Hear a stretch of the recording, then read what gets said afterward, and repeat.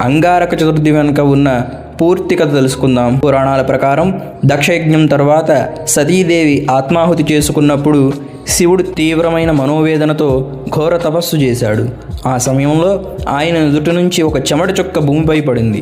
ఆ బిందువు నుంచి ఎర్రని వర్ణం కలిగిన ఒక బాలుడు జన్మించాడు. భూదేవి ఆ బాలుడిని పెంచి పెద్ద చేసింది. అందుకే ఆయనను భౌముడు, భూమిపుత్రుడు అని, భూమి నుంచి పుట్టినవాడు కాబట్టి కుజుడు అని పిలుస్తారు. భూదేవి పెంచిన ఆ బాలుణ్ణి ఆమె భారద్వాజ మహర్షి వద్దకు తీసుకువెళ్లి ఆయనకు అప్పగించిందని కొన్ని పురాణాలు చెబుతున్నాయి. భారద్వాజ మహర్షి ఆ బాలుడికి విద్యాబుద్ధులు నేర్పి దైవ చింతన అలవడేలా చేశారు. అంగారకుడు పెరిగి పెద్దయ్యాక భారద్వాజ మహర్షి సూచన మేరకు నర్మదా నదీ తీరంలో మట్టి గణపతిని ప్రతిష్ఠించి 1000 సంవత్సరాల పాటు ఘోర తపస్సు చేశాడు. అతని భక్తికి మెచ్చినటువంటి గణపతి ఒక మంగళవారం నాడు ప్రత్యక్షమై వరం కోరుకోమన్నాడు.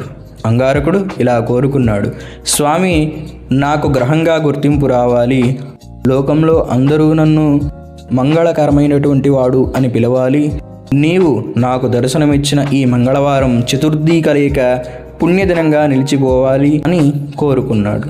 గణపతి ఆ కోరికలను మన్నించాడు. అందుకే ఈ రోజును అంగారక చతుర్థి అంటారు.